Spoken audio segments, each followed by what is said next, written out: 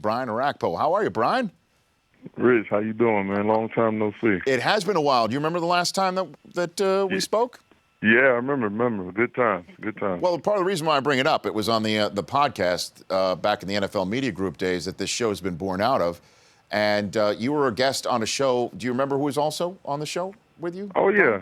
Aaron Rodgers' girlfriend, huh? Olivia. Olivia Munn. Olivia Munn, I remember that. Was on the show, Brian. And I remember you were particularly intrigued with the interview. Oh, no, I just wanted to, I never, didn't know who was talking. I know you guys said you had a celebrity in the other room, and I was like, oh, that's Olivia Munn. And that was pretty cool at the time, but it's off limits now. Yes, you could take down Aaron on the field, but that's where you got to draw the line here. So what's it like hearing the words Tennessee Titan placed in front of your name, Brian, after all this time? It's different. I know it's different for a lot of fans, especially from where I came from, and but it's a new chapter in my life, a fresh start, and one thing about the NFL, it is definitely a business, and that's what happens, and I'm excited to be here. So what did happen for you and D.C. to part ways, Brian? It was kind of more of a decision, more or less my decision. I wanted a fresh start, like I said. I couldn't. Just the injury, me getting on IR last year was kind of the last straw for me. I just kind of, was upset that I wasn't able to stay healthy and be that force last year like I knew they wanted me to be. And, it wasn't fair to them to keep putting, a lot of investment in me if I wasn't be able to stay healthy. And so I made a decision upon myself mutually to leave, and we ended up here in Tennessee, and it's been great so far. And I'm healthy. I feel great.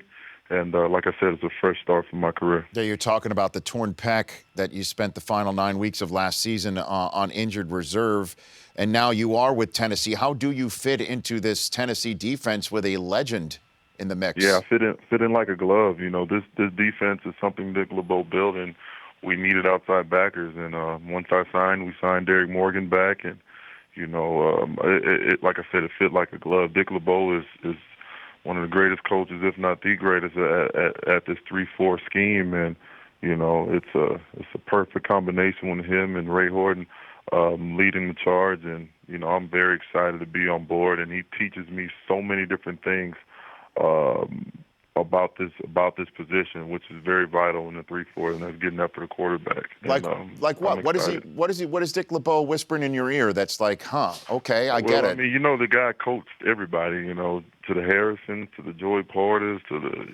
Woodleys in his prime. Sure. I mean, it's a lot of things that I can pick up and learn to take my game to the next level. Yeah, he likes having his players read the night before Christmas every December. You aware of that, Brian? Yeah, I heard about that. We get a taste of a lot of stories that he brings to us each and every day, and it's always exciting. We hear a lot of night train stories in his playing days. We hear a lot of stuff in Pittsburgh. I mean, it's kind of you got the living legend right in front of your face, giving you all kinds of stories he's been through. So it's phenomenal so far. And of course, Ken Wisenhunt was the offensive coordinator in that 2005 Super Bowl season for Pittsburgh with Ben Roethlisberger at the controls. Now you got a number 8 there, the number 2 overall pick in Marcus Mariota, who a lot of people are wondering is how pro-ready he is, not just on the field in the huddle, but also in the locker room. Can you reveal anything for me here about his pro readiness, Brian? I mean, I believe he's ready. I don't feel like the learning curve is that hard for him. This guy's very intelligent, has a very high football IQ, and the one thing I learned, actually the first thing when I seen him, he was bigger than I expected. A lot of people thought he was a frail type of guy, but he's actually very solid,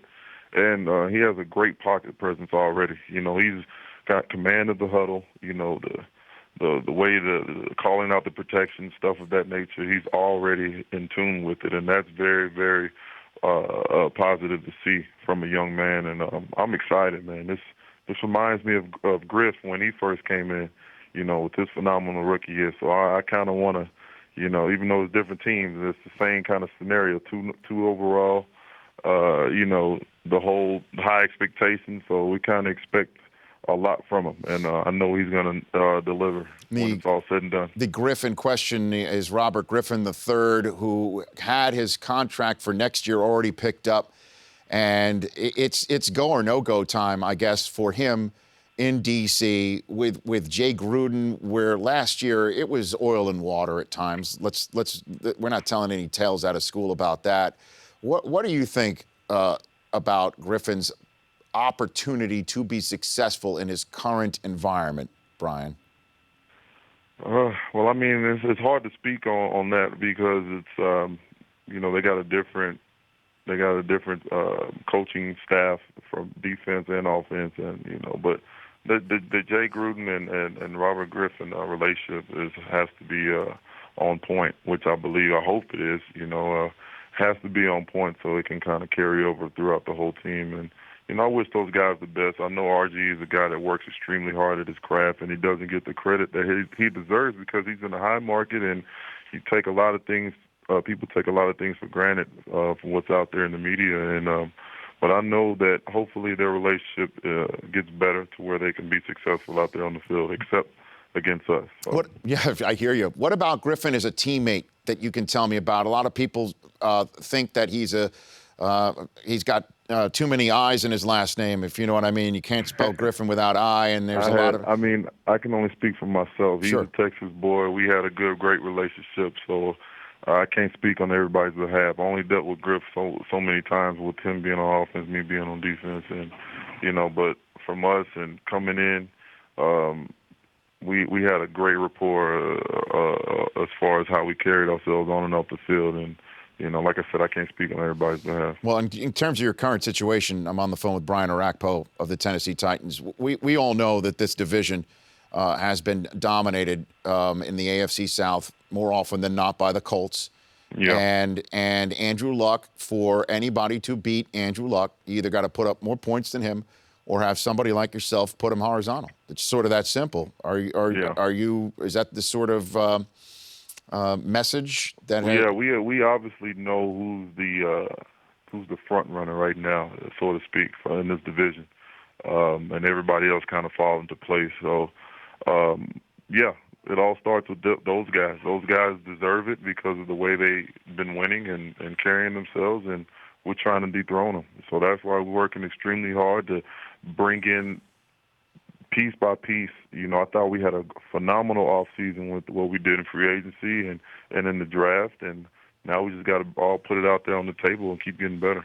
Our poll question today at richeisenshow.com, I'd like you to answer it since it was created with you in mind here coming on the program, being a Longhorn that you are. Chris Brockman, would you care to read Brian Orakpo, Texas Longhorn, Mr. Hookham himself, on the show, the poll question today? All right, Chris? Brian, which famous Texas alum would you most want to hang out with? Maybe you've hung out with these guys already, but which one? Jordan Spieth, dominating golf right now. Kevin Durant, king of the NBA. Roger Clemens, 5-time Cy Young Award winner.